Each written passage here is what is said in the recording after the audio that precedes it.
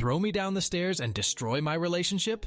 Hope you didn't like your life. I am going to be incredibly vague about a lot of specifics. If you've ever worked in cybersecurity or for the government, you'd understand why I'm cagey. I graduated from high school in the late 2000 LS. I tried college. It didn't work for me, so I enlisted like I had already planned to after I got an associate's. I got into the Navy, passed quals for the Special Warfare Training Block while in basic, and after completion went and started training to become a SEAL, which I did not complete because that shit is no joke, but it's cool because I went SWCC instead and became a dirty boat guy. SWCC are the guys you see in movies arriving just in time with fast boats blasting lots of firepower at the bad guys so they can pull our boys out of hell. Sometimes they work with helo crews or man the helos themselves.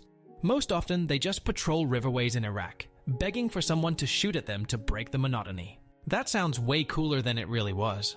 Aside from becoming an expert in all things small watercraft and doing a good amount of diving and aircrew shit as well, I didn't get to do the cool SEAL shit.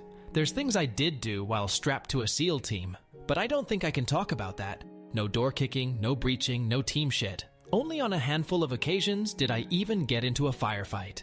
Side note, most YouTube Special Forces operators are former team or group guys who are full of shit, and their colleagues did most of the heavy lifting. They just tell the stories from their perspective, so somebody gets to tell it without divulging identities, etc. Anyway, I got out of boat shit 8 years in after being injured, and did my last 4 years of my 12-year career doing other stuff in special warfare, more cyber-oriented. I retired, collected my VA card, and went to school for a couple semesters to bone up on shit I needed for some cybersecurity certifications, and I've been working private sector since early 2019. Got my own LLC and everything. So this story actually starts in early 2016. I had been back in my hometown for a while, which was near a major naval base. I had changed career tracks and was on med leave for a bit after my injury, so I had been able to take some time to reconnect with an old high school sweetheart of mine, and we had been dating for several months. She was my best friend growing up, and I absolutely blew it when I had the opportunity to take her to junior prom.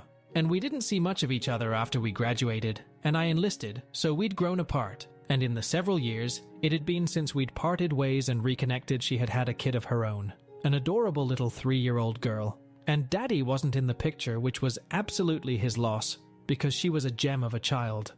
We grew close quickly, and after a couple months, she'd occasionally call me Daddy, which made my heart soar. And as for her mother, I was head over heels for her years ago, and reconnecting with her only reinforced those old feelings because it took off like a rocket. We were inseparable for the first couple of months, and when we weren't going on fun play dates with her kid, or acting like horny high schoolers after we'd sent her to bed, we were texting each other at work, tagging each other in funny memes on Facebook. You know, dorky, cheesy, lovey-dovey kid shit that's embarrassing to admit to as an adult in his 30s now, but I mean, we were in love. Real love. Something that, to that point, I'd never known like that before. I'd been shot at and stabbed. Hell, my whole injury was due to getting my leg blasted with a 7.62. But none of that made me more nervous and scared than this new love I was feeling. I had it bad. However, there was a complication in the form of her brother, some lanky, inbred, wannabe gangster wigga boy, whiter than driven snow, who came in and started crashing on her futon a month and a half into our relationship. This piece of shit had the highly unfortunate blessing of also being the kiddo's godfather, uncle. He had no blood relation to my girlfriend or the child. He was just some former tweaker who worked at the Target they both worked at, who started crashing from low blood sugar. He was coming down from whatever he was high on. So she got him a cheeseburger and soda, which, in the tweaker culture, is like being given a handful of gold. He was forever in her debt, and became her right-hand man, never wanting her romantically, as he preferred trash similar to his own kind. Thank you, God. She referred to him as brother, and he of her as sister, so naturally he was uncle to the little one. Which meant when he showed up in the middle of the night midway through our relationship, it was a very bad sign for me, because that homeless, now jobless, feckless idiot was moving in. Our friendship started out on a very suddenly bad note, because he was met by me and a 45 in his face, wondering why a grown-ass man was in my girlfriend's apartment while we were in bed. and I heard something going bump. Side note for any concerned citizens, the kid was sleeping between us, and they didn't have any pets, so I knew whatever was making noise out there wasn't anyone in the room, and nobody else should have been there. Pair that with recent break-ins in her complex, and you can see why I was justifiably armed. Now I did not live there. I had my own studio near the base. I just stayed the night often because it was convenient and fun. And with the recent break-ins, they also felt safer with me there, so win/win/win. So naturally, I didn't have any say in anything regarding him living there. In an effort to placate the young whippersnapper, after holding a fucking 1911 to his nose, I let him borrow my PS3 and a spare TV I had so he had something to do, because fuck him if he was gonna actually go out and find a job. Instead, he smoked weed out on the balcony all day and played Need for Speed and COD on my PlayStation. This fucker acted like my girlfriend was his mom. Expected her to cook him food when she got home from work, expected her to take his laundry out and fold it for him. God, he once asked her if she could relace his shoelaces onto his sneakers because she does it better. The kid, he was 23, was a fucking loser. And beyond just being a live-in babysitter for the actual child when mom and I were at work, because my med leave ended eventually, served absolutely no value. We'd come home to a messy kitchen and shit all over the apartment. Numerous times he'd leave a growler in the toilet and neglect to flush, and fuck him for asking my girlfriend to do his laundry because I didn't always see TP in the water when I was the one to flush it. That man had an itchy asshole all the time, I guarantee it. He was good with the kid though, I will give him that. She never had a dirty diaper before she transitioned to the potty, so good on him for actually being a little useful. And it was like this for 4 more months. Eventually, I was spending so much time over there that she and I were talking about getting an apartment together, so we're not paying 2 leases. And of course, dude guy was hitting us up for a spare room, which we fought and argued about because 4 months after moving in, motherfucker still had no job. The guy who talked so much game about being a successful drug dealer in his late teens, LOL, couldn't move legal weed. He claimed to be a professional drift car driver, but he nearly backed my car into a light pole 4 times the handful of times I trusted him enough to park it for me. And every single time we argued, or had a little spat, his choice of words were, "I'm gonna kick your ass. If I can't kick your ass myself, I have a whole bunch of friends who can and will." Now I want to reiterate, I was not a SEAL. I did not go through the rigorous combat training the Navy teaches special warfare operators and team guys. I learned some, enough to qualify you for special warfare. But what SEALs go through in Bud-S and their supplemental training schools, their individual specialty schools, and whatever clandestine shit the agencies and JSOC have them doing nowadays was completely missed on my career track. We drive boats, we fly in choppers, we jump out of planes. Sometimes we do a mission with a SEAL team, but most of the time it's a partner force op or some kind of escort op in some territorial waterway we're not supposed to be in. Maybe we're pulling a few divers out of the murk and not talking about it the rest of the way to extract because it's one of those missions. There's a reason SEALs are also called frogmen. I was also injured. I could walk on both legs by this point, but if my painters weren't working well enough, or if the weather was bad, there were days I couldn't stand up straight without leaning on something, but the rest of my body was still in decent shape. I'd trained Brazilian Jiu-Jitsu in the fleet. I practiced Kali and Salat with some Filipino guys I'd met on base. They are why I love Lumpia so much. I picked up different shooting stances like center axis relock. I went to CQB shooting courses thanks to my Navy career. I wasn't Rambo, but I wasn't a fucking slouch either. And I could kill this fucker with my bare hands, no 1911 necessary. But I loved his sister, and I wanted to marry her and adopt her child. So I bit my tongue whenever he flashed on me. Weeks went by, every now and then he'd snap at me for some shit. I decided I'd had enough, and one night when I was leaving to head home, I took my PS3 and TV with me. He loved that. He declared that I was banned from the apartment, to which my girlfriend reminded him that it's her apartment and her rules, and that he needed to be respectful. Then one fateful morning, maybe a week after that, I had spent the night, and we were getting up early because I needed to be on base and she had to go to work. So we got out the door with the kiddo, and just as we were buckling her into her car seat, I realized I had left my wallet inside. So I went back to the apartment and retrieved it, and as I was walking towards the front door, Assfuck McGee pipes up with, "You're cleaning those dishes when you get back." Dear audience, those dishes were dishes he had dirtied the previous night when he made late-night stoner mac and cheese and somehow needed a mixing bowl and 4 different wooden spoons to make it. I looked at them, looked at him, looked back at them, then back at him, and said, "You're high, clean them yourself, bitch, and don't ever tell me what to do again," before doing the damned best about face a man can do when low on painkillers and high on pain and salt and walking out the door.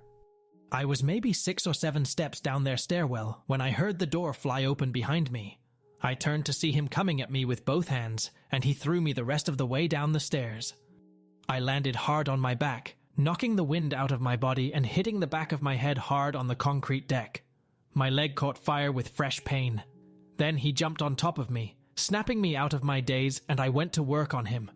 I grit through the pain and started working to get on top of him, where I proceeded to rain hell on his face with my fists. I split his lips, I popped him in the eyes and the temple. I even gave his Adam's apple a nice little tap. I was fucking furious, and I honestly didn't care if I killed him in that moment. Someone had to die, and it was definitely not going to be me.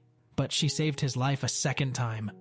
She was wondering why it was taking so long, and when she heard the yelling, she came running and found me on top and beating the gravy out of him. She screamed for me to get off, and I did.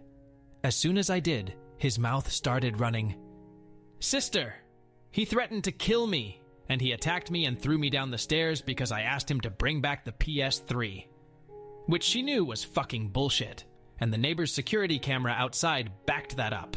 But in that moment, she was livid, and rightfully so. I took her to work. I took the kid to daycare. I went to base. I had to explain to my CO why I had bloody knuckles, and why I was holding a cold pack to the back of my head. They offered to call the police so I could press charges. I told them no. My CO damn near ordered me to call the police or he'd put me back on med leave, which he couldn't do, technically. To which I replied that I'd rather be on med leave than lose my girlfriend for calling the cops on her brother. It was made clear to me, under no uncertain terms, that I am a particularly stupid kind of asshole, and that would come back to bite me in my ass someday. Well, he was right. Basically, brother gave an ultimatum that either I leave and she dumps me, or he leaves and walks out of her and her daughter's life, which, to be fair to my ex, that loser had been the only constant male figure in her kid's life since she was born. So that would have been devastating for the gremlin, and she wanted to spare her that kind of pain, which meant I got the axe. Honestly, I'd have rather taken an actual axe to the heart, because what I actually felt was way worse. It's one thing when you're saying goodbye to the woman you love, but to have to also say goodbye to a sobbing little kid you wanted so much in your heart to adopt and make your own? I don't want to meet the man who can hold back the tears from that shit. That man scares me. I went back to my apartment. I put together a little box with the toys and keepsakes and clothing items they'd left behind, and waited for the right time to bring it by her work. I was a broken man, but that little fucker, he wanted to kick me while I was down. Remember those friends he mentioned? Well, he wasn't lying. He did have some friends with rap sheets and bad intentions, and in the months that followed her and I breaking up, he put them to work. I woke up one morning to discover my car had been blocked up, the wheels taken off, my cat cut out, and they had spray-painted slurs and swastikas on my car after busting out my windows. I wasn't Jewish, and I had been dicking his sister for the last 6 months, but somehow I was both a KKK and a F.G. What my insurance didn't cover cost me $2,500 in repairs. Police were called. A report was made. Surveillance footage was useless, though. Faces covered, they wore gloves, so no prints. And it's not like they're rolling out the CSI to collect hair follicles off the deck for auto vandalism. 2 weeks later, an attempted arson attack on my front door. Someone wearing a mask and a hoodie lit a Molotov cocktail and threw it at my front door's welcome mat. And if it weren't for the apartment's fire sprinklers actually working, my apartment would have burnt down with me in it because I wasn't jumping from the 3rd floor balcony. That was a more serious crime. Cops were very interested in solving it, but again, no usable prints, face covered for the camera, etc. Then it was quiet for a month. My ex had reached out to me when she heard about the fire, and I told her I fucking knew it was her brother, but I didn't have any proof. She said she'd say something to him, and coincidentally, nothing happened again for a while, until I guess cops came around asking to talk to him, because obviously I gave them his name as a person of interest. In the month and some change since our spat, she basically forced him to find some kind of work, or she was going to kick him out. So, he had gotten a part-time gig at an auto shop in town that had a rep for being the one you don't go to, but fine to recommend to someone you hate. They cut corners everywhere they could, so it was a perfect job for the fuckweasel, at least until the cops came looking for him one day asking about that fire. The owners didn't like having cops asking about their employees, so since he'd only been there a week or two, he got the boot. He deeply appreciated that. So, one night I am getting home from work. I had stopped at the gym on the way, worked up a good sweat, and got a bite to eat from the grocery store. I pulled into my spot in my Enterprise rental. My car was still in the shop, and walked into my apartment. Real quick, while I was over 21 and legally owned guns, and had a concealed carry permit. On days where I was on base, I did not carry my pistol. It's incredibly rare for anyone whose explicit job description doesn't include carries a pistol at all times, to be allowed to carry a weapon on base. Since I'm not leaving a pistol on my car and there weren't any places to securely store a weapon while I was working, I just opted to not take my gun with me. It's also why I did not have a pistol on me the morning shitdick jumped me. I was unarmed. I lived on the 3rd floor. There was a 4th floor above me and stairs leading to it. I heard footsteps coming down the stairs fast, and I turned to see 4 guys in hoods, masks, and wearing gloves coming towards me. My door was open, so I dropped my groceries and tried to slam the door behind me. They got a foot in and managed to wedge through into my apartment. What followed took place during a period of about 14 seconds. The neighbor across the way, after the fire, got a security cam installed outside their door as well, so we know the actual timestamps down to the second. I kept a loaded pistol tucked in a closet near my front door. Irresponsible, I know, but I was younger and more naive than I am now. In the scuffle with the first guy who came through the door, I managed to reach my hand into the closet, find the gun, and push myself back and away to give us several feet of space. I remember very vividly seeing all 4 men in my doorway and hallway, the first guy I had just pushed, having been body blocked from falling backward, and was starting to come toward me a second time. I raised my pistol. This one was a SIG P226, chambered in .40 Smith & Wesson, and just as I heard one of them shout, "Gun," I started lining up shots and pulling the trigger. There were no limb shots, no shooting to scare them. I didn't try to wing them. Body, head. As I had trained, as I had been taught. The first guy went down. The second guy caught 2 of the through and throughs from the first guy before I plugged him in the forehead. The third guy stopped dead in his tracks before catching 4 center of mass, and the 4th guy was halfway out the door before I emptied the rest of my magazine into him through friend #3 and whatever I could see and aim at. You might be thinking, oops, that 4th guy was running away, that's murder, you're a murderer. Well, the cops didn't see it that way, and the investigators didn't charge it that way, because he lived. Now the first 3 recipients of my high-velocity sleeping pills didn't. The first guy's brains were all over the second guy. The second guy's brains were all over my wall. The third guy's heart and both of his lungs were demolished by my 40 S&W. He was pronounced dead on the scene. The 4th guy was my ex's brother. Of the 3 bullets that hit him, 1 grazed his ass, the other thoroughly lodged itself in his right ass cheek, and the 3rd one hit him square in the spinal cord, right around the kidney area. Shattered his spine and completely destroyed his lucrative career in competitive breakdance and bicycling. He was paralyzed from the navel down, had to have a permanent catheter to catch his piss, and a diaper for what was now the most useful byproduct he was capable of producing. He'd never walk again. He'd never fuck again. And when he was healthy enough to be discharged from the hospital, he was locked up in prison, given 3 manslaughter charges since he caught the rap for his 3 buddies getting killed. He was also charged with conspiracy to commit murder, assault, battery, and he even caught the reckless endangerment charges for me discharging my firearm in an apartment complex with another apartment across the hall from the open door I was shooting towards. He was never going to breathe free air again. I would like to say that this ended up happily ever after, that she took me back, that we got married and I adopted her little one, and we had a couple spares of our own. But she didn't. Within 24 hours, she declared that she was scared of me, that she did not want me anywhere near her or her child, that she'd call the police on me if she ever saw me near her home or her place of work. Which sucked. I liked that target. She called me a murderer. She accused me of sicking the cops on him to instigate a response, just so I could shoot him. She ignored the arson, the vandalism, the various threats he'd thrown at me in the previous months we were together. I never saw her again. She blocked me on everything. Her family blocked me. She changed her number. She transferred to a different target. And after a couple of months, she moved to a different apartment in a different part of town. It has been 8 years since the shooting, and I still haven't heard from her. I know she's alive.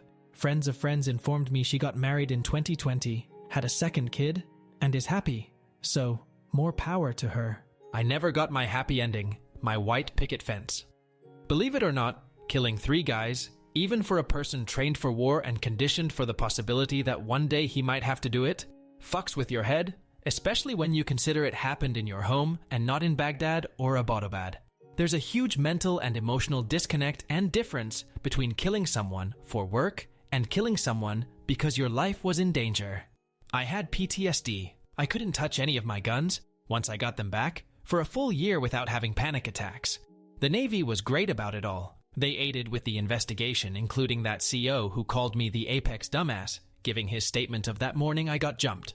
I was offered the chance to live on base with protective detail. Until things cooled down, I declined. 8 years since then I've retired. I'm now working in the private sector. I have my own LLC making great money doing cybersecurity and site security consulting. Occasionally I go out boating. My partner of 3 years is the most loved, supportive person I've ever been with. I know they have my back no matter who tries to kill me. We're talking about having kids before we get too much older. Life's good. But you know what really warmed my heart? Just the other day, a Google alert I set up 8 years ago triggered. It was Skidmark McDipshit's first and last name, followed by the word obituary. It turns out someone in prison got sick and tired of the annoying white boy in a wheelchair talking so much shit and flexing on people, believing nobody would hit someone in a wheelchair. They used the wheelchair to cave his skull in, and used their shoes to finish him off with a few good stomps. Of course, it doesn't say that in the obituary. It says he was a bright and lovable lad when he was young, who fell into hard times in his early adulthood and landed in prison. The real surprise is apparently he is survived by a daughter none of us knew he had back then, so sucks for her, but I doubt she ever got a chance to know her sperm donor anyway. Honestly, that's for the best.